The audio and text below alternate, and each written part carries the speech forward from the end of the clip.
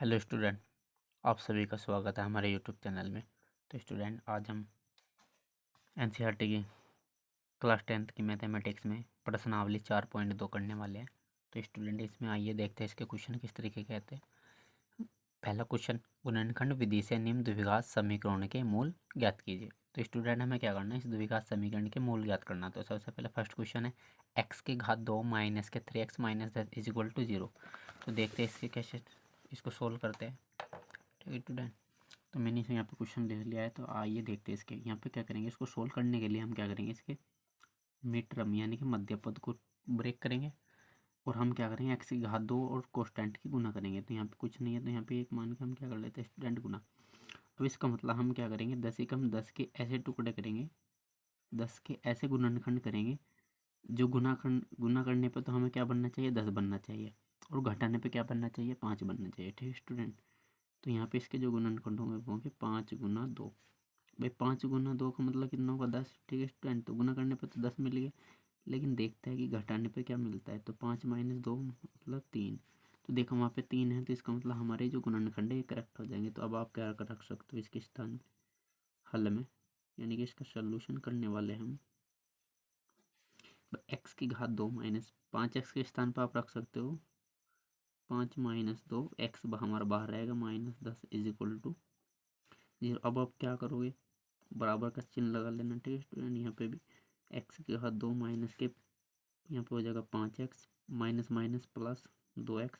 हमने क्या कर दिया यहाँ पे, x की और माइनस के अंदर मल्टीप्लाई कर दी, माइनस 10 इज इक्वल टू 0। ठीक है स्टूडेंट, अब हम क्या कर लेते हैं, यहाँ से तो कॉमन ले लेते हैं, दोनों में से इनमें से कॉमन ले लेते हैं, क्योंकि यहाँ पे पेयर बना के कॉमन लेने पड़ेंगे। तो यहाँ से क्या कॉमन आ रहा है, मैक्सिमम x कॉमन आ रहा है, तो यहाँ पे बचेगा x माइनस 5। यहाँ से क्या कॉमन आ रहा है कि स्टूडेंट 2, क्योंकि इसमें x के साथ 2 भी है और 5 के साथ भी, तो यहाँ पे x माइनस भाई 5 में से जब इसको निकाल लेंगे, आपने देखा कि 5 गुना 10, तो जैसे हमारा 2 बाहर निकल जाएगा तो इसका मतलब 5 बचेगा यहाँ पर केवल और केवल, इज इक्वल टू 0। ठीक है स्टूडेंट, अब ये ब्रैकेट और ये ब्रैकेट सेम हो चुका है। अब यहाँ से हम इसको कॉमन लेंगे, तो x माइनस 5 हमने पूरे से कॉमन ले लिया, तो हमारे पास क्या बचा, x प्लस 2 बराबर 0। ठीक है स्टूडेंट, अब हम क्या कर लेते हैं, हमें पता ही भाई दो गुणनखंडों का मल्टी मल्टी गुणनफल क्या है, 0 है, तो इसका मतलब कि हम पहले को 0 रखेंगे और दूसरे को भी 0 रखेंगे। तो यहाँ पर लिख लेते हैं, यदि x माइनस 5 बराबर 0, तो x बराबर क्या आया, 5। ठीक है स्टूडेंट, x का मान कितना निकल गया, 5। फिर यहाँ पर लिख लेते हैं, यदि x प्लस 2 बराबर 0, तो x बराबर क्या हो जाएगा, यहाँ पे प्लस 2 उधर जाएगा राइट में, तो क्या हो जाएगा, -2।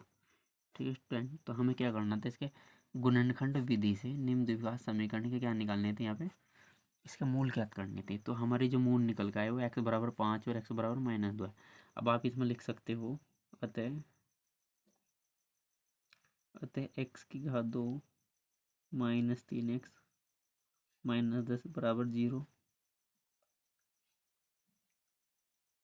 के मूल 5 और -2।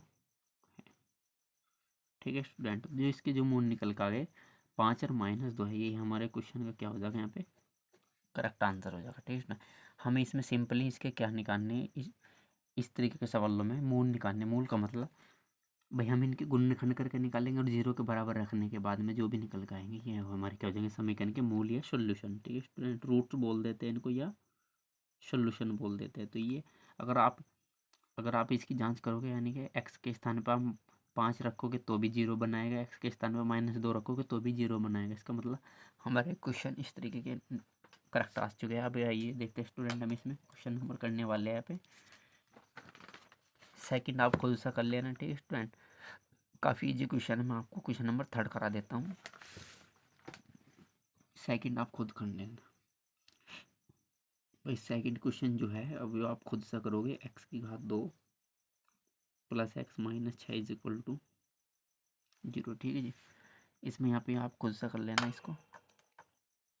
अब मैं आपको थर्ड कराने वाला हूँ। ठीक है स्टूडेंट, इसमें टुकड़े क्या बनाने पड़ेंगे, भाई 6 दूनी 12 के, चलो मैं आपको थोड़ा सा करके दिखा देता हूँ। तो 6 दूनी 12 के ऐसे टुकड़े जो घटा के क्या बनने चाहिए, x बनने चाहिए। ठीक है जी, तो बीच वाले को तो ब्रेक करेंगे, तो यहाँ पे क्या जाएगा 4 दिया 12, गुना करेंगे तो क्या आना चाहिए 12, और घटा के क्या बनना चाहिए, तो 4 में से आप 3 घटाओगे कितना बचेगा 1। इसका मतलब आप इसके स्थान पर रख सकते हो, फिर आप इसके ईजिली निकाल लेना। ठीक है स्टूडेंट, तो ये आपका खुद सा करना, मैं इसको यहीं पर छोड़ देता हूँ।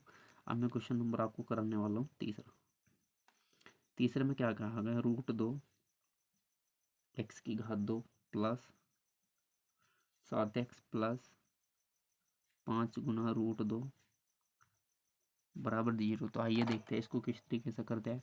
तो यहाँ पे इसको हल करने के लिए हम क्या कर लेते हैं भाई, √2 की इसकी मल्टीप्लाई करेंगे इस वाले की। ठीक है जी, इनकी मल्टीप्लाई कर लेते हैं। तो यहाँ पे कितना हो जाएगा, इसकी मल्टीप्लाई जैसे ही करेंगे हम 5 √2 की मल्टीप्लाई करेंगे किसके साथ, √2 के साथ, तो इसका आंसर आ जाएगा स्टूडेंट 10। ठीक है जी, 10 कैसे आ जाएगा, क्योंकि भाई √2 की √2 में करोगे तो 2 आ जाएगा, और 2 की गुना आप 5 में करोगे तो कितना हो जाएगा 10। अब हम क्या कर लेते हैं, इस 10 के ऐसे टुकड़े करेंगे जो जोड़ के क्या बनने चाहिए 7x बनने चाहिए। ठीक है जी, तो इसके बीच वाले पद को तोड़ेंगे, तो भाई गुना करा है तो 10 बनना चाहिए, जोड़ के क्या बनना चाहिए 7। तो क्या टुकड़े आ गए इसके, 5 दूनी 10। ठीक है जी, अब 5 में आप 2 ऐड करोगे तो कितना होता है 7। तो इसका मतलब हमारे जो गुणनखंड है स्टूडेंट ये आगे बिल्कुल करेक्ट। अब आप रख सकते हो यहाँ पे √2 x की घात 2 प्लस 5 प्लस 2 x बाहर प्लस 5 √2 बराबर 0। अब आप लिख लोगे 2 √2 गुना x की घात 2 प्लस यहाँ पे हो जाएगा 5x, यहाँ पे हो जाएगा प्लस 2x, और यहाँ पे होगा कितने 5 √2 बराबर 0। अब इन दोनों में से कॉमन लेंगे, इन दोनों में तो कॉमन लेंगे, तो यहाँ से स्टूडेंट ये मैक्सिमम क्या कॉमन आ रहा, यहाँ से मैक्सिमम x कॉमन दिखाई दे रहा हमें, तो यहाँ पे x लेंगे तो √2 इंटू एक्स प्लस 5, यहाँ पे क्या कॉमन है मैक्सिमम, यहाँ पे स्टूडेंट हमें √2 कॉमन दिखाई दे रहा है, तो यहाँ पे इसको √2 कॉमन ले लेंगे। अब जैसे √2 लेंगे इसका मतलब √2 की √2 में गुना करेंगे तो यहाँ पे कितना आता है स्टूडेंट, भाई यहाँ पे आ जाएगा 5, √2 की करेंगे √2 में तो इसका मतलब 10 हो जाए, तभी तो आंसर आया था हमारा 10। ठीक है जी, भाई 5 √2 की √2 में करेंगे तो 2 आएगा स्टूडेंट, क्योंकि यहाँ पे क्या होगा √2 का वर्ग हो जाएगा, और वर्ग से हमेशा वर्गमूल हट जाता है, तो इसका मतलब 5 गुना 2 का तभी तो 10 आया, तो हमने टुकड़े कर लिए थे इसके। ठीक है जी, अब हम क्या कर लेते हैं, यहाँ पे जैसे हमने 2 को √2 को मिल लिया, तो यहाँ पे हमारे अंदर बचा √2 x प्लस यहाँ पे कितना हो जाएगा 5, क्योंकि √2 तो ऑलरेडी बाहर निकाल लिया हमने, इज इक्वल टू 0। अब वो क्या कर लेते हैं, यहाँ पे ये ब्रैकेट सेम हो चुका है। ठीक है स्टूडेंट, तो यहाँ पे कॉमन आ जाएगा √2 x प्लस 5, और मल्टीप्लाई में आ जाएगा कितना x plus √2 is equal to 0। ठीक है जी, अब हम क्या कर लेते हैं, यदि इसको 0 के बराबर रख लेते हैं, क्योंकि हमें निकालने इस द्विघात इक्वेशन के क्या निकालने, समीकरण के क्या निकालने, मूल निकालने, तो √2 x बराबर 0, और फिर यदि करके लिख लेंगे यदि x plus √2 is equal to 0। तो यहाँ से देखते हैं कैसे निकलेगा, तो यहाँ पर हो जाएगा √2 x बराबर -5। ठीक है स्टूडेंट, ये 5 इधर आ जाएगा, तो x का जो मान निकलेगा x बराबर -5 बटे √2, यहाँ से x का मान निकल जाएगा, और यहाँ से क्या आ जाएगा x बराबर आ जाएगा -√2। ठीक है जी, तो यहाँ से कितना है x का मान √2। अब आप इसमें लिख सकते हो अतः √2 x की घात 2 प्लस 7x प्लस 5 √2 बराबर 0 के मूल होंगे कौन से होंगे स्टूडेंट, -5 बटे √2 और -√2।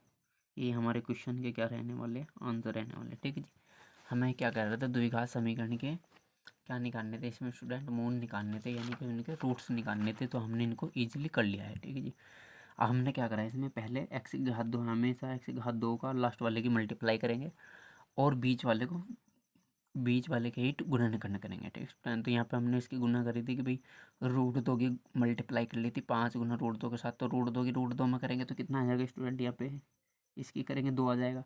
अब 2 की गुना 5 में करेंगे तो 10 हुआ था।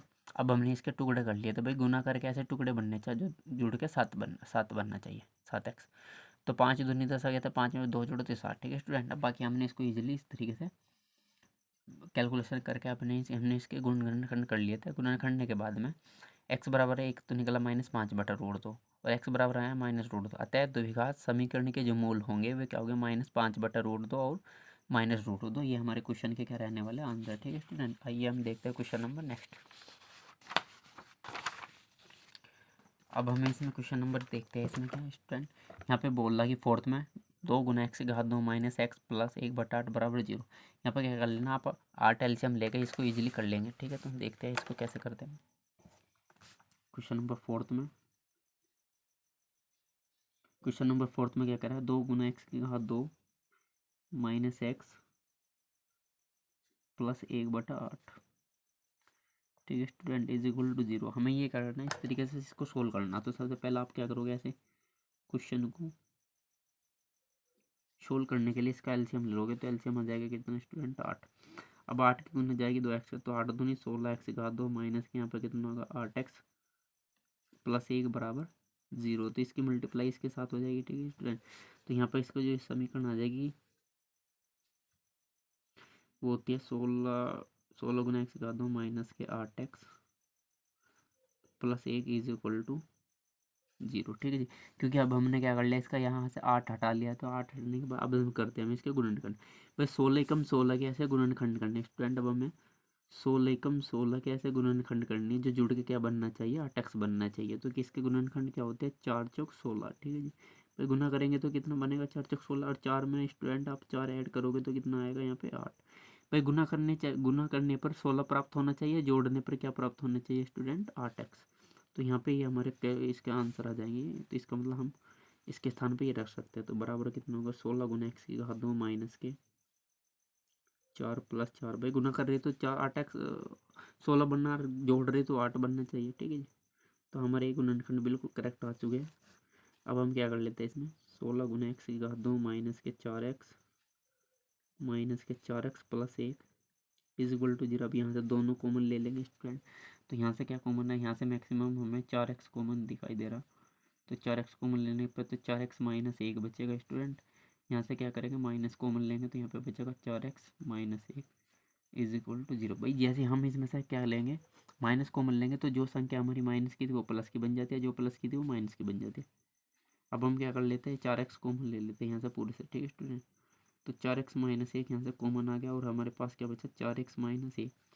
अब आपने देखा यहाँ पे इसको कॉमन लेने के बाद में ये गुणनखंड भी सेम ही आ गया, क्योंकि ये बेसिकली किसका फॉर्मूला बना है स्टूडेंट, या बेस फार्मूला बन जाएगा 4x - 1 की होल स्क्वायर का। लेकिन चलो फिलहाल हम इसको यहीं पे रहने देते हैं। अभी लिख लेते हैं हम इसमें यदि 4x - 1 = 0 तो 4x बराबर कितना होगा 1 स्टूडेंट। तो यहाँ पे x का जो मान निकल कर जाएगा वो आ जाएगा 1/4। तो x का मान कितना है 1/4। ऐसे यहाँ से निकाल लेंगे यदि 4x - 1 = 0, 4x बराबर 1, तो x बराबर कितना होगा स्टूडेंट 1/4। भाई यहाँ पे क्या होगा दोनों ही हमारी इक्वेशन में दोनों ही मान क्या होंगे बराबर होगी, क्योंकि ये द्विघात समीकरण है स्टूडेंट। तो द्विघात समीकरण में 2 मूल होते हैं। ठीक है जी, हमेशा क्या होगा द्विघात समीकरण में 2 ही मूल निकलेंगे या 2 ही शून्यंक निकलेंगे। तो अब आप इसमें लिख सकते हो अतः द्विघात समीकरण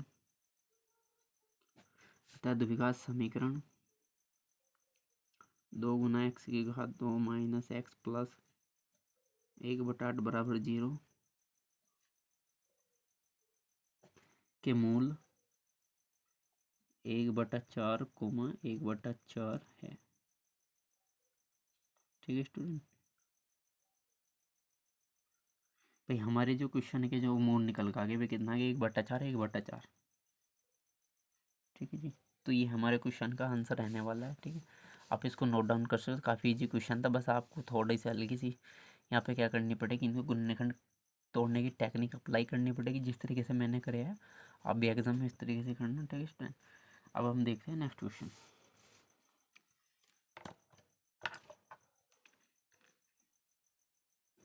क्वेश्चन नंबर 5। तो क्वेश्चन नंबर 5 में कह रहा है कि 100 × x⁻2 माइनस के 20x + 1 = 0। तो यहाँ पे क्या करा है इस तरीके की द्विघात समीकरण दी गई है हमें, और इस द्विघात समीकरण के क्या करने गुणनखंड करने गुणनखंड विधि से। तो आइए देखते हैं हम इसको किस तरीके से सोल्व करेंगे। ठीक है स्टूडेंट, तो यहाँ पे क्या करना, 100 की गुना 1 के साथ होगी तो यहाँ पे हो जाएगा 100। इसका मतलब हमें 100 के ऐसे गुणनखंड करने पड़ेंगे, तो जो जुड़ के क्या बनना चाहिए 20x। तो स्टूडेंट यहाँ पे क्या निकाल लेते हैं हम इसमें, तो भाई 20x बनना चाहिए। तो देखो यहाँ पर निकाल लेते हैं 20×5 100 स्टूडेंट, तो गुना करके तो 100 बनेगा, लेकिन जोड़ के बनने चाहिए। तो यहाँ पे 20×5 में कितना हो गया 25 हो गया। तो हमारे गलत हो गए गुणनखंड, क्योंकि हमें तो बनाना पड़ेगा स्टूडेंट 25 20 बनाना पड़ेगा, ये तो ज़्यादा हो रहे थे। तो हमारे गुणनखंड ये गलत हो गए। तो इसका मतलब हम नेक्स्ट गुणनखंड चेक करेंगे तो 10 दाई कितना होगा 100, 10 दाई 100 होगा, लेकिन 10 में 10 ऐड कर रहे हैं तो कितना आ गया स्टूडेंट 20। भाई दोनों ही कंडीशन करेक्ट होनी चाहिए हमारी। मल्टीप्लाइकेशन करा तो 100 बनना चाहिए, गुना करा तो 100 बनना चाहिए, जोड़ने पे 20 बनना चाहिए। तो देखो ये गुणनखंड हमारे जो है बिल्कुल करेक्ट आ चुके हैं, ये हमारे गुणनखंड गलत थे। ठीक है स्टूडेंट, भैया यहाँ पे तो 100 बनना था, लेकिन जोड़ने पे नहीं 20 बनना था। तो यहाँ पर 10 दाई 100 हो गया, 10 में 10 ऐड कर दो 20। तो इसका मतलब हम इनको सोल्व कर सकते हैं। 100 गुना एक्स की घात 2 माइनस के 10 plus 10x plus 1 is equal to 0। ठीक है जी, तो यहाँ इनको सोल्व करेंगे तो 100 गुना एक्स की घात 2 माइनस के 10x plus 1 is equal to 0। तो यहाँ से कॉमन लेंगे स्टूडेंट, यहाँ से कॉमन लेंगे दोनों से। अब दोनों से कॉमन लेके यहाँ पे क्या कॉमन है 10x कॉमन है। तो 10x कॉमन लेने के बाद में यहाँ पे कितना बताया 10x माइनस 1। यहाँ से क्या कॉमन है -1 कॉमन है। तो यहाँ पे कितना बचेगा 10x minus 1 is equal to 0। तो यहाँ पे दोनों को में कॉमन है तो इसको बाहर निकाल लेंगे। तो 10x माइनस 1 स्टूडेंट कॉमन लेने पे यहाँ पे कितना बचा 10x minus 1 is equal to 0। अब आप क्या देख सकते हो, यदि 10x minus 1 is equal to 0 तो 10x बराबर कितना होगा 1। तो x बराबर कितना होगा 1/। तो स्टूडेंट यहाँ पे कितना होगा x का मान 1/10 है।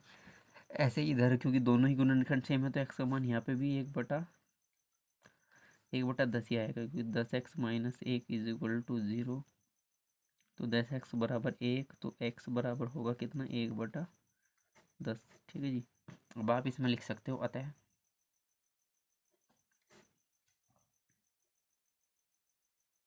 द्विघात समीकरण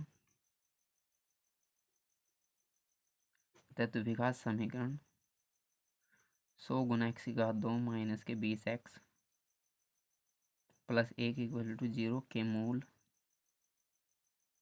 ठीक है स्टूडेंट, हमें यहाँ पर निकाल लेते मूल होंगे 1/10 1/10। ठीक है स्टूडेंट, तो यही हमारे क्या रहने वाले आंसर। भाई अतः द्विघात समीकरण के जो मूल निकल का होंगे वे कितना है 1/10 और 1/10। अगर आप जो ये आपने मूल निकाल लिया, अगर ये इनको वापस समीकरण में रख दोगे तो इसका मतलब इनकी राइट और लेफ्ट दोनों ही क्या हो जाएगी इक्वल हो जाएगी, बराबर हो जाएगी। ठीक है जी, क्योंकि आप लेफ्ट में मान रखोगे एक्स का तो आपको आंसर क्या प्राप्त होगा, हमेशा ऑलवेज 0 ही प्राप्त होगा। ठीक है, तो ये क्वेश्चन हमारा आज यहाँ पे कंप्लीट हो चुका है। पहला क्वेश्चन हमने पूरा कर लिया। अब हम क्वेश्चन नंबर 2 करते हैं। ठीक है जी,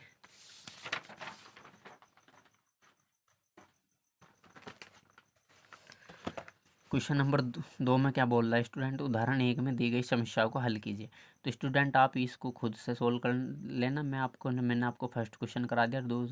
दूसरा आप इसमें कह रहा है कि उदाहरण नंबर 1 में दी गई समस्याओं को सोल्व करना है, यानी कि जो भी समस्या यानी समीकरण दी गई है बस उनको सोल्व कर लेना।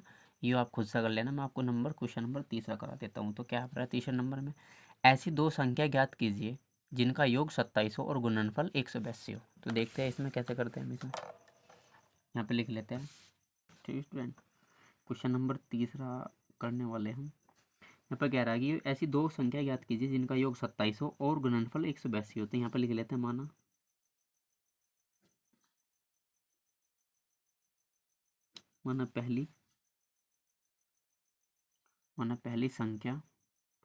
माना पहली संख्या बराबर x तथा दूसरी संख्या बराबर x+1। ठीक है जी, माना पहली संख्या x और तथा दूसरी संख्या x+1 होगी।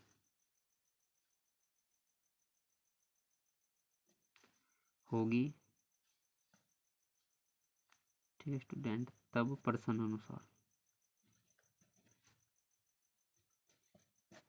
तो प्रश्न अनुसार क्या करेंगे हम इसमें, भाई माना हमने पहली संख्या x मान ली, दूसरी x+1, क्योंकि यहाँ पे बोल रहा है कि ऐसी दो संख्या ज्ञात कीजिए जिनका योग 27 और गुणनफल 182 हो। ठीक है जी। तो यहाँ पे हल में क्या करने वाले हैं हम, इसमें हमने मान लिया है संख्या, इन दोनों संख्याओं को योगफल तो कितना दिया, 27 हो। ठीक है स्टूडेंट, और गुणनफल कितना हो, 182। ठीक है जी।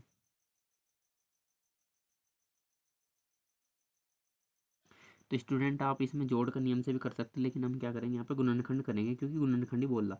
गुणनखंड विधि से निम्न द्विघात समीकरण के मूल ज्ञात कीजिए। तो ऐसी दो संख्या हमें निकालनी जिनका योग 27 हो और गुणनफल कितना हो, 182। तो हमने माना पहली संख्या x, तो दूसरी संख्या x+1 मान ली। ठीक है जी। अब आप क्या करोगे, इसमें यहाँ पर लिखोगे प्रश्न अनुसार दो संख्याओं का गुणनफल। ठीक है, यहाँ पे लिखोगे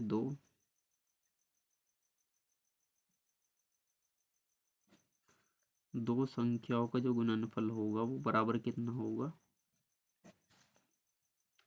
x गुणा x+1। ठीक है जी। अब प्रश्न अनुसार कितना दे रखा है, 182। ठीक, तो इसका मतलब x इंटू x+1 कितना होगा, बराबर 182। ठीक है ये स्टूडेंट, ये हमें प्रश्न अनुसार दिया। तो अब हम x की गुणा कर लेते हैं अंदर, तो x की घात 2 प्लस x, और ये इधर ले आएंगे तो माइनस के 182 इज इक्वल टू 0। अब हम क्या कर लेते हैं, 182 के गुणनखंड करेंगे स्टूडेंट, लेकिन घटा के क्या बनना चाहिए, x बनना चाहिए। ठीक है जी। तो देखते हैं इसके 182 के गुणनखंड कैसे करते हैं। तो 182 को ऐसे लिख लेते हैं, इसको तोड़ेंगे, 2 से करेंगे, 2 नियम 18, 2 एकम 2। ठीक है स्टूडेंट, अब इसको करेंगे 7 से करेंगे 13 सत्ते कितना होते हैं, 91। तो 13 एकम 13 स्टूडेंट। तो इसका मतलब गुणनखंड जो निकल के आगे इसके वो आ जाएंगे 2 सत्ते 14 गुना 13। ठीक है जी। अब हम देख लेते हैं इसमें, भाई 2 सत्ते 14 है, क्योंकि 2 सत्ते 14 गुना 13 का। तो स्टूडेंट हम 182 कैसे गुणनखंड करेंगे, जो घटा के क्या बनना चाहिए, x बनना चाहिए, गुना करके क्या बनना चाहिए, 182। तो इसका मतलब हम करेंगे इसको 14 गुना 13। तो 14 गुना 13 तो 182 होता है, वो तो हमने निकाल लिया। लेकिन 14 में से आप जैसे 13 घटाओगे तो कितना आएगा स्टूडेंट, 1। तो इसका मतलब ये दोनों गुणनखंड बिल्कुल करेक्ट है, तो इसके स्थान पर रख सकते हैं। तो x की घात 2 प्लस 14 माइनस के 13 x माइनस के 182 बराबर 0। अब हम क्या लेते हैं स्टूडेंट, इसकी मल्टीप्लाई कर लेते हैं अंदर, 14x, क्योंकि x के अंदर चलिए with sign, with plus sign के साथ, और माइनस के 13x और माइनस के 182 बराबर 0। अब हम क्या कर लेते हैं, यहाँ से x की घात इसमें से कॉमन ले लेंगे और इनमें से कॉमन ले लेंगे। ठीक है जी। तो यहाँ से x कॉमन लिया तो यहाँ पे कितना बचेगा, x+14। यहाँ से 13 कॉमन लेंगे, 13 कॉमन लेने पर वो भी माइनस के, तो यहाँ पे कितना बचेगा, x प्लस, क्योंकि 13 कॉमन लेके क्योंकि टुकड़ा लेते कॉमन। ठीक है स्टूडेंट, 13 कॉमन लेके क्या बचेगा, 14 बचेगा यहाँ पे, इज इक्वल टू 0। अब दोनों में ये गुणनखंड फैक्टर वाले, ये गुणनखंड सेम है, तो इसको कॉमन ले लेंगे। तो x+14 को हमने कॉमन ले लिया, हमारे पास क्या बचा, x माइनस के 13 इज इक्वल टू 0। ठीक है जी। तो स्टूडेंट अब हम क्या कर लेते हैं, यहाँ से हमने कॉमन ले लिया, तो यहाँ पे बचा x माइनस। अब इसको लिख लेते हैं, क्योंकि दो दो गुणनखंडों का गुणनफल कितना है, 0 है, तो इसका मतलब पहला 0 होगा, दूसरा भी 0 होगा। तो x+14 बराबर 0, एक बार इसको रख लिया 0 के बराबर। तो यहाँ से x का जो मान निकलेगा स्टूडेंट वो कितना आ जाएगा, x बराबर 14 बराबर x+14 बराबर 0। तो x बराबर कितना आ गया स्टूडेंट, माइनस के 14 आ गया, यहाँ से माइनस के कितना आ गया, 14। ठीक है जी। अब हम लिख लेंगे x माइनस के 13 इज इक्वल टू 0। तो x बराबर कितना आ गया स्टूडेंट, 13। अब हमें पता है कि संख्या हमेशा क्या होगी, माना पहली संख्या x है, दूसरी संख्या कितनी, x+1। भाई माइनस में तो ले नहीं सकते हम, ठीक है स्टूडेंट, क्योंकि माइनस में लेके भाई -14 आ जाएगी, और फिर -14 में तो आप एक घटाओगे कितना, -13। तो माइनस इन दोनों का जोड़ तो कितना आने का, 27 आने का नहीं। तो इसका मतलब यहाँ पे संख्या हम 14 को इग्नोर कर लेंगे। ठीक है जी। अब हमें केवल और केवल 13 मान लेंगे, तो यहाँ पे लिख लेंगे, अतः पहली संख्या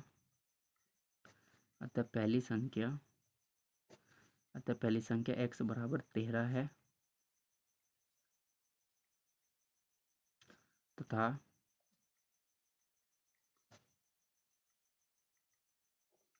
दूसरी संख्या बराबर कितनी हो जाएगी यहाँ पे स्टूडेंट, x+1, यानी कि x के स्थान पे 13 रखोगे तो 13 + 1 कितनी होगी यहाँ पे, 14 है। ठीक है जी। भाई माना पहली संख्या x बराबर 13 है तथा दूसरी संख्या x प्लस 1 बराबर कितने 13 प्लस 1 14 है। ठीक है, अब इन दोनों का जोड़ आप करोगे स्टूडेंट तो 13 और 14 कितने होते हैं 27 होते हैं। इनका गुणनफल भी कितना आएगा 182। इसका मतलब हमारे जो क्वेश्चन है वो बिल्कुल करेक्ट आ चुके हैं। यहाँ पे आप -14 को इग्नोर करोगे क्योंकि आप -14 लेने पे इन दोनों का जोड़ कभी भी मतलब 27 नहीं आनेगा। ठीक है स्टूडेंट, तो 13 केवल और केवल 13 को ही लेने पे हमारा आंसर क्या आएगा बिल्कुल करेक्ट होगा, क्योंकि 14 हमारी इक्वेशन को सेटिस्फाई नहीं कर रहा है। ठीक है स्टूडेंट, तो केवल और केवल इसका आंसर 13 लेके ही होगा। तो अतः पहली संख्या कितनी आई 13 और दूसरी संख्या कितनी निकल कर जाएगी 13 प्लस 1, यानी कि एक्स में एक जोड़ लेंगे यानी कि 13 और 1 14। तो हमारे आंसर बिल्कुल यहाँ पे करेक्ट आ चुके हैं। तो पहली संख्या हमारी हो जाएगी 13 और दूसरी हो जाएगी 14। ठीक है जी, तो ये क्वेश्चन हमारे यहीं पे पूर्ण होता है। तो अब हम देखते हैं क्वेश्चन इसमें नेक्स्ट क्वेश्चन में क्या कहा है स्टूडेंट। भाई दो क्रमागत धनात्मक पूर्णांक ज्ञात कीजिए जिनके वर्गों का योग कितना दिया 365 हो। तो हमें दो क्रमागत धनात्मक पूर्णांक ज्ञात करने हैं जिनके वर्गों का योग कितना 365 है। तो हम देखते हैं इसको कैसे करते हैं। तो क्वेश्चन नंबर 4 करेंगे हम। हमारा तो क्वेश्चन नंबर 3 तो कंप्लीट हो चुका है। तो यहाँ पर लिख रहा कह रहा कि दो क्रमागत धनात्मक पूर्णांक ज्ञात कीजिए जिनके वर्गों का योग कितना 365 है। तो यहाँ पर लिख लेते हैं माना पहला क्रमागत धनात्मक पूर्णांक, माना पहला क्रमागत धनात्मक पूर्णांक x है तथा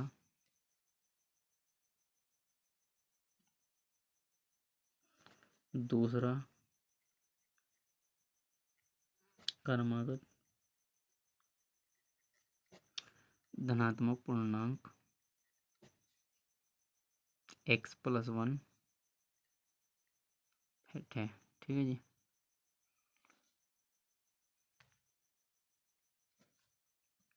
तब प्रश्नानुसार स्टूडेंट यहाँ पर क्या है, माना पहला धनात्मक पूर्णांक हमने क्या मान लिया x तथा दूसरा धनात्मक पूर्णांक क्या मान लिया x प्लस 1 है। तब प्रश्नानुसार क्या हो जाएगा यहाँ पे, तब प्रश्नानुसार क्या कह रहा है कि भाई दो क्रमागत धनात्मक पूर्णांक ज्ञात कीजिए जिनके वर्गों का योग कितना है 365 हो। तो दो क्रमागत धनात्मक पूर्णांक ज्ञात कीजिए जिनके वर्गों का योग कितना दिया 365। भाई वर्गों का योग है प्रश्नानुसार, तो इसका मतलब यहाँ पे क्या होगा एक्स का वर्ग प्लस एक्स प्लस 1 का जो वर्ग है स्टूडेंट वो कितना दे रखा क्वेश्चन के अकॉर्डिंग, वो है 365। हमारे अकॉर्डिंग होगा जी एक्स का वर्ग प्लस एक्स प्लस 1 का वर्ग। ठीक है जी, तो अब हम इसका आंसर निकाल लेते हैं। गुणनखंड समीकरण बना के इसको सोल्व करते हैं, देखते हैं कैसे करते हैं हम इसका।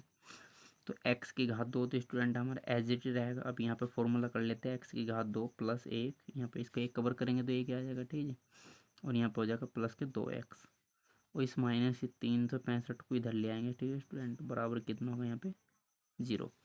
तो x की घात 2 और x की घात 2 कितना होगा स्टूडेंट 2 गुना x की घात 2 प्लस 2x जो तो हमारा। अब आप क्या कर लो कि 365 में से 1 घटाएंगे तो कितना होगा 364 बराबर 0। अब हम यहाँ पे 2 कॉमन ले लेते हैं स्टूडेंट। तो 2 कॉमन लेने पे यहाँ पे बचेगा एक्स की घात 2 प्लस एक्स माइनस के, जैसे आप इसको 2 कॉमन ले लोगे तो कितना हो जाएगा यहाँ पे 2 एकम 2, 2 अट्ठे 16, 2 दूनी 4, 182 बचेगा स्टूडेंट बराबर 0। तो एक्स की घात 2 प्लस एक्स माइनस के 182 बराबर 0। ठीक है जी, अभी हमने स्टूडेंट इस तरीके क्वेश्चन को ऊपर सोल्व करा है। तो सेम टू सेम इसका आंसर भी ऐसा आएगा। भाई माना पहला क्रमांक धनात्मक पूर्णांक x है तथा दूसरा क्रमांक धनात्मक पूर्णांक x प्लस 1 है। तब प्रश्न अनुसार क्या करा कि इसके वर्गों का योग कितना है 365 है। तो इसका मतलब x की घात 2 प्लस एक्स प्लस 1 के वर्ग बराबर 365। हमने सोल्व करने पर देखा यहाँ पे x की घात 2 प्लस 1 प्लस 2x माइनस के 365 बराबर 0। तो 2 गुना एक्स की घात 2 प्लस 2x हो जाएगा माइनस के 364। यहाँ पे स्टूडेंट ये जुड़ गए 365 में से 1 घटाएंगे तो 364 बचेगा। ठीक है जी, तो 2 कॉमन लेने पे यहाँ पे होगा एक्स की घात 2 प्लस एक्स माइनस के कितना होगा यहाँ पे 182, क्योंकि 2 एकम 2 2 अट्ठे 16, 2 दूनी 4, तो 182 आ गया स्टूडेंट। अब मैंने इसको ऊपर सोल्व करा इसी तरीके की समीकरण को, तो ये बिल्कुल एज इट इज़ इसका आंसर आप खुद से निकाल लेना, ठीक है जी, क्योंकि मैंने इस तरह के क्वेश्चन आपको ऊपर सोल्व करा दिए, ठीक है। तो स्टूडेंट यहाँ पे जो फॉर्मूला लगा है इसमें मैं फॉर्मूला लिख देता हूँ, क्योंकि हमें फॉर्मूला ओपन करा तो यहाँ पे हमने a प्लस बी की घात 2 का फॉर्मूला ओपन करा, तो यहाँ पे क्या होता है a की घात 2 प्लस बी की घात 2 प्लस के 2 गुना ए बी। तो स्टूडेंट हमने यहाँ पे ये फॉर्मूला ओपन करने के बाद में हमने इसको कर लिया। अब आप इसके आंसर खुद से निकाल लेना, क्योंकि मैंने इस तरीके का ऊपर करा रखा है, ठीक है जी। क्योंकि आप इसको सोल्व करोगे तो एक्स की घात 2 प्लस इसका आप ऐसे लिखोगे आप 14x माइनस के 13x और माइनस के 182 बराबर 0। तो स्टूडेंट आप यहाँ से कॉमन ले लोगे इसको, ठीक है जी। तो x की घात इसमें से कॉमन लोगे तो x कॉमन लेगा तो यहाँ पे बचेगा x प्लस 14। यहाँ पे आप क्या करोगे माइनस 13 कॉमन लोगे तो यहाँ पे कितना बचेगा x minus x sorry plus के 14 बराबर 0, ठीक है जी। तो दोनों ही कॉमन ले लोगे स्टूडेंट आप, तो x प्लस 14 क्या होगा, दोनों से कॉमन लिया जाएगा तो यहाँ पे बचेगा x minus 13 is equal to 0। तो यहाँ पे इसको रख लेना स्टूडेंट, यदि करके यदि x प्लस 14 बराबर 0 तब x का मान कितना आ जाएगा -14, ठीक स्टूडेंट। अब ये इसमें लिख लेना यदि x माइनस के 13 इज इक्वल टू 0 तो x बराबर कितना आ जाएगा 13। तो यहाँ से x का मान कितना आएगा 13 स्टूडेंट। अब आप क्या करोगे, इसमें फिर से हमें धनात्मक पूर्णांक निकालना था, तो माइनस तो आप लोगे नहीं, तो यहाँ पे केवल और केवल लोगे प्लस की संख्या, ठीक है जी। तो x बराबर इस पर लेने तो आपका जो पूर्णांक आ जाएगा वो आएगा निकल के एक, तो पहला धनात्मक पूर्णांक कितना हो जाएगा हमारा x, यानी कि x बराबर हो जाएगा 13 और दूसरा हो जाएगा स्टूडेंट कितना 13 में एक ऐड करेंगे यानी कि 14। 13 और 14 हमारे क्वेश्चन के क्या हो जाएंगे, आंसर हो जाएंगे। तो ये आप इसको नोट कर लेना, ठीक है जी। ये बिल्कुल सही जैसे हमने ऊपर करा क्वेश्चन इसी तरीके का था, ठीक है स्टूडेंट। अब हम करते हैं क्वेश्चन नंबर 5। हमारे क्वेश्चन नंबर 1 2 3 4 5 कंप्लीट हो गए, ठीक है स्टूडेंट। भाई 2 में कह रहा था कि पहले में तो मैंने आपको करा दिया, दूसरा आपको कह रहा है उदाहरण करना, ठीक है, वो आप खुद से कर लेना। तीसरा मैंने करा दिया आपको, ठीक है स्टूडेंट, चौथा भी करा दिया। अब हम 5 बार छठा करते हैं, देन उसके बाद में ये एक्सरसाइज हमारी कंप्लीट हो जाएगी। तो देखते आइए हमें 2 सवाल बचे हमारे किस तरीके से करते हैं, ठीक है। तो यहाँ पे कह रहा है एक समकोण त्रिभुज की जो ऊंचाई है इसके आधार से 7 सेंटीमीटर कम है। यदि कर्ण 13 सेंटीमीटर हो तो अन्य 2 भुजाएं ज्ञात कीजिए, ठीक है स्टूडेंट। तो यहाँ पे क्वेश्चन नंबर क्या कह रहा है, पाँचवें में देखते हैं इसको कैसे करते हैं। तो स्टूडेंट देखते हैं, यहाँ पे लिख लेते हैं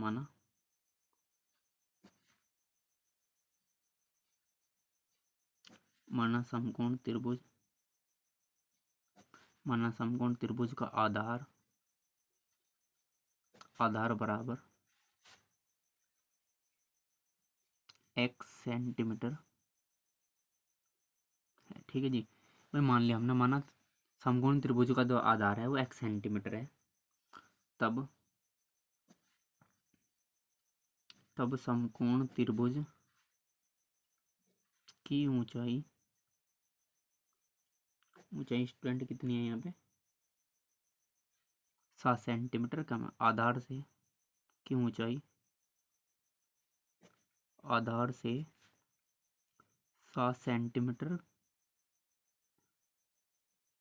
कम है,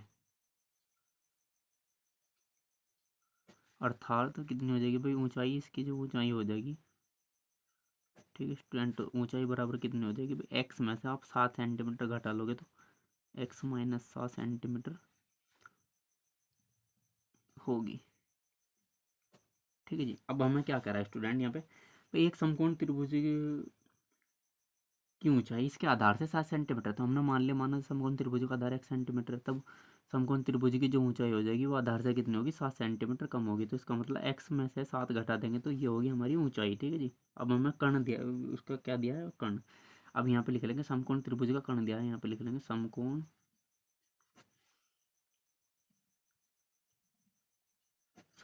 त्रिभुज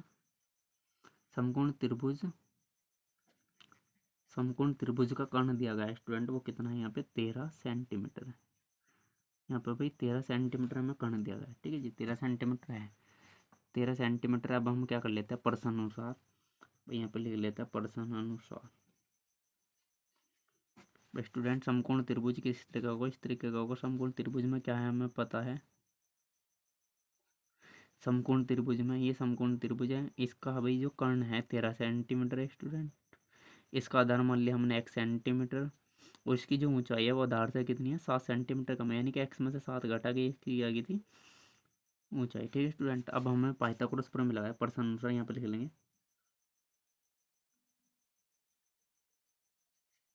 पाइथागोरस पाइथागोरस प्रमेय से। तो पाइथागोरस प्रमेय से क्या होता है स्टूडेंट, यहाँ पे होगा क्या भाई, जो कर्ण का जो वर्ग होगा, कर्ण का जो वर्ग होगा बराबर होता है किसके, आधार का वर्ग प्लस लंब का वर्ग या ऊंचाई का वर्ग। ठीक है स्टूडेंट, तो कर्ण हमारा कितना दिया है यहाँ पे, कर्ण का मतलब होगा यहाँ पे इसको ए सी मान लेते हैं, अगर यहाँ पे ए बी सी। ठीक है स्टूडेंट, तो यहाँ पे होगा ए सी का जो वर्ग होगा वो बराबर कितना होगा, ए बी का वर्ग प्लस और प्लस हो जाएगा बी सी का वर्ग। ठीक है स्टूडेंट, तो आधार और लंब का वर्ग बराबर हो जाएगा कर्ण के वर्ग के बराबर। तो यहाँ पे रख लेते हैं मान, तो जो 13 का जो वर्ग है वो इक्वल होगा स्टूडेंट किसके भाई, एक्स के वर्ग के प्लस अब कितना है एक्स माइनस 7 के वर्ग के। तो ये कंडीशन बनी है स्टूडेंट। अब हम इसको सोल्व करते हैं भाई, 13 का वर्ग कितना होता है 169।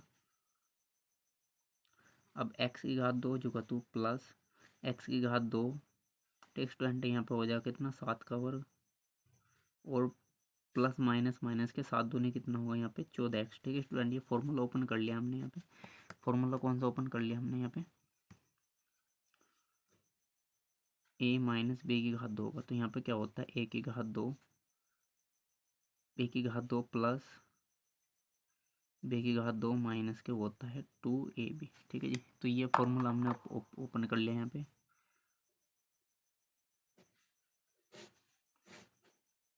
तो इस फॉर्मूला को स्टूडेंट हमने अप्लाई कर दिया है। इसमें फॉर्मूला को अप्लाई करने के बाद में अब देखते हैं इसको। तो 169 इज इक्वल टू यहाँ पे कितना एक्स की घात 2, एक्स की घात 2 कितना होगा, ठीक है स्टूडेंट 2 गुना एक्स की घात 2 प्लस 7 का वर्ग कितना होता है 49 और माइनस के यहाँ पे कितना होगा 14x। ठीक है स्टूडेंट, अब हम क्या कर लेते हैं 169 को इधर ले आते हैं, तो 0 बराबर 2 गुना एक्स की घात 2 प्लस 49 माइनस के 14x और माइनस के 169। ठीक है जी, यहाँ पे इधर आ गया 169। तो स्टूडेंट अब हम लिख लेंगे 2 गुना एक्स की घात 2 माइनस के 14x। अब क्या कर रहे हैं 49 में 169 में से 49 घटाएंगे तो ठीक है स्टूडेंट, तो 9 में से 9 गए 0, यहाँ पे हो जाएगा कितना 6 में से 4 गए कितने बचेगा 2 और 1 जो का तो रहेगा। ठीक है स्टूडेंट, तो यहाँ पे कितना होगा 120 इज इक्वल टू 0। अब हम 2 कॉमन ले लेंगे स्टूडेंट। ठीक है, हमने इसको सही सीधे करके लिख लिया इस समीकरण को या करके। ठीक है जी, तो 2 कॉमन ले लेंगे, 2 कॉमन लेने पर स्टूडेंट एक्स की घात 2 माइनस के यहाँ पर कितना होगा 7x और यहाँ पे बचेगा 60 इज इक्वल टू 0। ठीक है, अब ये क्या हो जाएगा 2 इसके मल्टीप्लाई में, तो एक्स की घात 2 माइनस के 7x माइनस के 60 इज इक्वल टू 0 हमारी क्या बनेगी ओरिजिनल इक्वेशन। ठीक है स्टूडेंट, अब हम इसको गुणनखंड विधि से सोल्व करके हम अपने आंसर निकाल लेते हैं। ठीक है जी, हमें एक्स का मान चाहिए। ठीक है स्टूडेंट, हमें एक्स का मान निकालना पड़ेगा भाई। आधार का तभी तो बता पाएंगे कि हमने एक आधार को एक्स मानना था और ऊंचाई कितनी थी एक्स माइनस 7। ठीक है जी, क्योंकि आधार की जो वो मतलब किसी समकोण त्रिभुज की जो ऊंचाई है वो आधार से कितनी है 7 सेंटीमीटर हमेशा कम होगी, तो ये सवाल में कहा गया। अब हम क्या कर लेते हैं यहाँ पे इसके गुणनखंड करेंगे, तो एक्स की घात 2 माइनस के स्टूडेंट, तो बीच वाले को तोड़ लेते हैं। तो 60 कम 60 कैसे टुकड़े करने, जो 60 के ऐसे टुकड़े करने जो गुना करे तो क्या बनना चाहिए 60 बनना चाहिए, घटा कितना बनना चाहिए 7।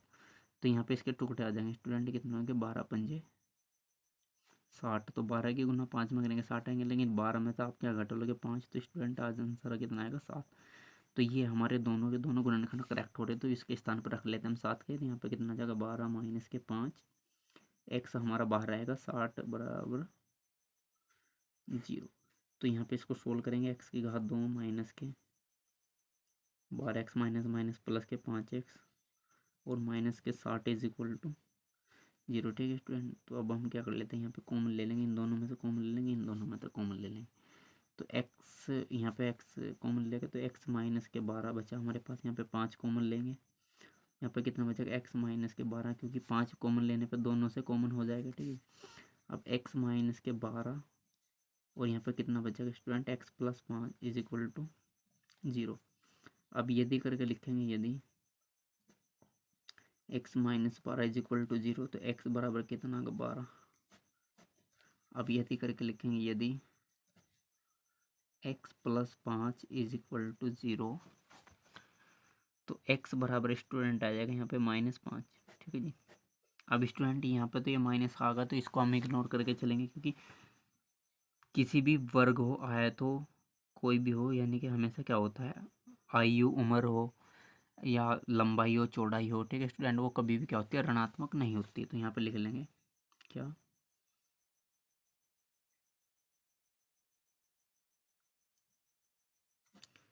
किसी, यहाँ पे लिख लेंगे स्टूडेंट, किसी समकोण त्रिभुज की भुजा ऋणात्मक नहीं होती है, ठीक है स्टूडेंट। तो यहाँ पे क्या होगा, भुजा ऋणात्मक नहीं होगी, तो इसका मतलब आप क्या कर, तो स्टूडेंट हमेशा क्या होता है, किसी भी समकोण त्रिभुज की भुजाएं जो होगी ऋणात्मक नहीं होगी, कोई भी आकृति हो, चाहे वर्ग हो, आयत हो या फिर समकोण त्रिभुज हो, ठीक है जी। तो इसकी अहमियत यहाँ पे केवल और केवल यहाँ पे लिख लेंगे,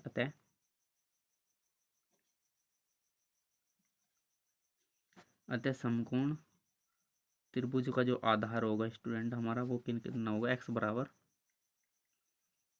12 सेंटीमीटर है, तथा ऊंचाई, भाई ऊंचाई हमारे ने क्या माननी थी स्टूडेंट, तो 12 में से 7 घटा लेंगे, क्योंकि x में से 7, तो x का मान कितना है, 12 सेंटीमीटर है। अब आप ऊंचाई कितनी हो जाएगी, ऊंचाई जो बराबर हो जाएगी, ऊंचाई बराबर यानी कि x माइनस के 7 बराबर कितनी हो जाएगी, तो 12 में से आप 7 घटाओगे तो वो कितने होगी, 12 में 7 घटाएंगे स्टूडेंट, तो 12 में 7 गएगी 5 सेंटीमीटर, ठीक है जी स्टूडेंट। तो जो ऊंचाई होगी वो होगी 5 सेंटीमीटर, 5 सेंटीमीटर है। ये हमें इस सवाल में आंसर निकालने थे, ठीक है स्टूडेंट। ये थोड़ा सा काफ़ी बड़ा सवाल बन गया है, लेकिन आप इसको छोड़ना मत, ठीक है जी, क्योंकि ये थोड़ा काफ़ी, बस ये है ट्रिक, ये जो है समकोण त्रिभुज की ट्रिक के बेस के ऊपर क्वेश्चन दिया गया था, उसे हमने सोल्व कर लिया, बाकी कैलकुलेशन करनी पड़ेगी यहाँ पे, ठीक है स्टूडेंट। जैसे हमने पहले सवाल करे उसी के अकॉर्डिंग हमने इस तरीके से इसको सोल्व करने के बाद में इसका जो फाइनल आंसर हमने निकाल लिया, ठीक है स्टूडेंट। तो किसी समकोण त्रिभुज की जो भुजा होगी ऋणात्मक नहीं होती है, तो अतः समकोण त्रिभुज का जो आधार होगा वो 12 सेंटीमीटर होगा, तथा ऊंचाई कितनी आ जाएगी, 5 सेंटीमीटर, ठीक है स्टूडेंट। अब हम इसमें देखते हैं, आइए हमारा लास्ट क्वेश्चन रह गया भाई। लास्ट क्वेश्चन में क्या कह रहा है स्टूडेंट, अब हम लास्ट क्वेश्चन करते हैं। यहाँ पे क्या कह रहा है, एक कुटीर उद्योग एक दिन में कुछ बर्तनों का निर्माण करता है। एक विशेष दिन यह देखा गया कि प्रत्येक नग की जो लागत है वो रूपों में उस दिन के निर्माण किए बर्तनों की संख्या के 2 गुने से 3 अधिक थी। यदि उस दिन कुल निर्माण लागत 90 रुपये थी, तो निर्मित बर्तनों की संख्या और प्रत्येक नग की लागत ज्ञात कीजिए, ठीक है स्टूडेंट।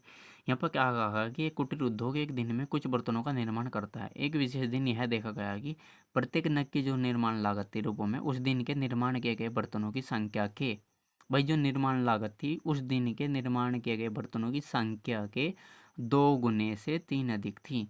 यदि उस दिन की कुल निर्माण लागत 90 रुपये थी, तो निर्मित बर्तनों की संख्या और प्रत्येक नग की लागत ज्ञात कीजिए, ठीक है जी। तो यहाँ पर लिख लेते हैं स्टूडेंट, इसको देखते हैं कैसे करते हैं। अब हमारा ये लास्ट क्वेश्चन रहने वाला है, क्वेश्चन नंबर 6। तो यहाँ पर लिख लेंगे,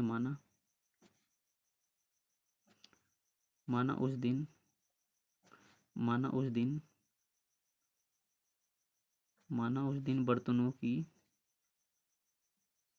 संख्या बराबर x, माना उस दिन बर्तनों की संख्या बराबर x। अब क्या कह रहा है स्टूडेंट, ठीक है जी, भाई जो कुल निर्माण लागत थी तो क्या पर हो जाएगी, बर्तनों की संख्या के 3 गुने से 2 अधिक थी, ठीक है जी।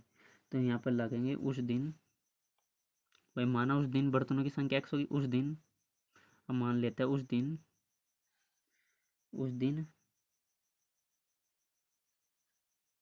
निर्माण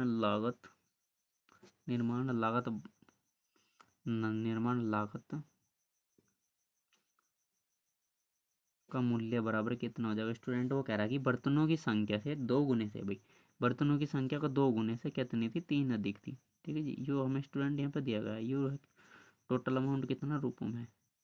अब हमें क्या करा कि भाई टोटल 90 लागत थी, भाई बर्तनों की संख्या x है, टोटल मूल्य कितना 2x + 3, तो टोटल अमाउंट कितना हो जाएगा, इसकी मल्टीप्लाई कर लेंगे स्टूडेंट। ठीक है, वो दी गई हमें प्रश्नानुसार 90, तो यहाँ पे लिख लेंगे प्रश्नानुसार। देखो भाई हमें क्या कह रहा है कि एक सामान की जो बर्तनों की जो लागत है, बर्तनों की जो संख्या है वो x है, और बर्तनों की जो लागत है उस दिन के निर्माण किए गए बर्तनों की संख्या से दो गुने से 3 अधिक थी। तो ये हो गया हमारे अमाउंट, यानी कि इतने रुपए लगे होंगे बर्तनों के निर्माण में। ठीक है स्टूडेंट, तो अब हम क्या ले, प्रश्न अनुसार हमें दिए टोटल रुपए की जो निर्माण लागत थी वो कितनी थी, 90 रुपये। तो यहाँ पे हम क्या कर लेते हैं, इसकी लागत निकाल देंगे। तो लागत कितनी हो जाएगी प्रश्न अनुसार, यहाँ पे x गुना 2x + 3। ठीक है स्टूडेंट, और वो कितनी दिया है यहाँ पे 90 रुपये। तो ये भी रुपये में, ये भी रुपये में, तो समीकरण बना लेते हैं। अब हमें 2 की गुना अंदर जाएगी, इसके x की गुना अंदर जाएगी, तो यहाँ पर हो जाएगी 2 गुना x की घात 2 प्लस हो जाएगा स्टूडेंट यहाँ पे कितना 3x। उस 90 को इधर लाएंगे, सोल्व करेंगे, 0 लागे तो ये होगी इक्वेशन, द्विघात इक्वेशन। अब हमें क्या करना है, इस द्विघात इक्वेशन को स्टूडेंट यहाँ पे क्या करना पड़ेगा, सोल्व करना पड़ेगा। ठीक है, तो आइए देखते हैं इसको कैसे सोल्व करते हैं।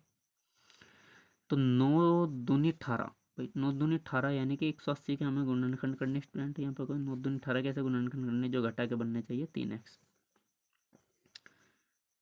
तो देखते हैं इसको स्टूडेंट कैसे करते हैं। यहाँ पे 2 नीम 18 0, 2 से 45 बार जाएगा। ठीक है स्टूडेंट, फिर ये जाएगा यहाँ पे 3 बार, 3 बार तो कितना जाएगा, 15 बार जाएगा। ठीक है जी, ये तो 15 से कैंसिल होगा, 15 से फिर से 3 बार कैंसिल होगा, 3 बार 5 से हो जाएगा, फिर से 25 कम 5। ठीक है स्टूडेंट, तो एक सोल्व हो गया ऐसा आंसर। अब हम इसको सोल्व करने वाले, देखते हैं इसका आंसर कैसे निकलेगा। ठीक है जी, तो 180 के स्टूडेंट ऐसे गुणनखंड करने जो घटा के क्या बनने चाहिए 3x, और गुणाखंड पे क्या बनने चाहिए 9 दूनी 18 180 बनना चाहिए। तो देखते स्टूडेंट क्या बना, 2 दूनी 4 थी 12, 5 थी 15। ठीक है स्टूडेंट, तो यहाँ पर क्या करेंगे, हमारे जो गुणनखंड हो जाएंगे 15 गुना 12 180, और 15 में से 12 घटाएंगे तो कितना बनेगा 3। तो ये हमारे गुणनखंड हो जाएंगे करेक्ट। ठीक है स्टूडेंट, तो 2 दूनी 4, 2 दूनी 4 थी 12, और 5 थी 15, तो 15 गुना 12 हमारे गुणनखंड निकल का गया। अब हम इसमें रख लेते हैं स्टूडेंट 2 गुना x की घात 3 प्लस इसके स्थान पर रखोगे 12 माइनस के 15 माइनस के 12 इंटू एक्स बाहर माइनस के 90 इज इक्वल टू 0। अब आप इसके सॉल्यूशन करेंगे 2 गुना एक्स का 2 प्लस के 12x प्लस माइनस माइनस के 12x 90 इज इक्वल टू 0। अब यहाँ से कॉमन लोगे आप, फिर से यहाँ से कॉमन लेने पर आप क्या देखोगे, x कॉमन दिखाई दे रहा है यहाँ से, तो यहाँ पे होगा 2x + 15। यहाँ से क्या कॉमन है स्टूडेंट, यहाँ से क्या कॉमन दिखाई दे रहा है आपको, यहाँ पे क्या, एक कुटीर उद्योग एक दिन में कुछ बर्तनों का निर्माण करता है। एक विशेष देखा गया कि प्रत्येक नग की निर्माण लागत रुपयों में उस दिन के निर्माण किए गए बर्तनों की संख्या के 2 गुने से 3 अधिक थी, यदि उस दिन कुल निर्माण लागत 90 रुपये थी।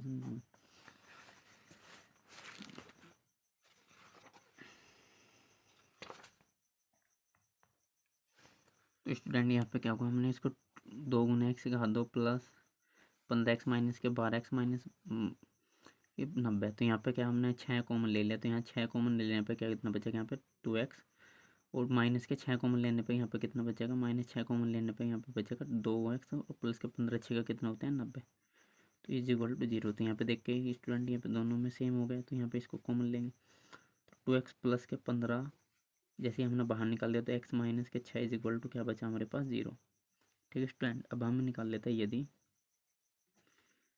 2 गुना x प्लस के 15 इज इक्वल टू 0, तो x बराबर क्या होगा -15, और जो 2 है ये इसके बटे में चला है, तो x बराबर -15/2 हो जाएगा। ठीक है स्टूडेंट, अब यदि करके लिखेंगे, यदि